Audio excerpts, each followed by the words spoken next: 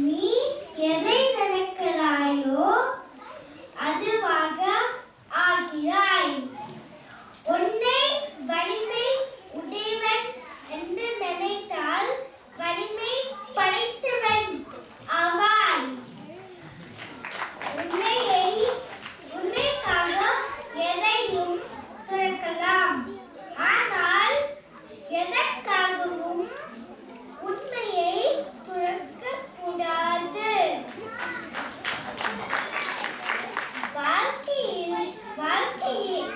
வாழ்க்கையில் நிறைய செயல்களை துணிந்து செய்யுங்கள்.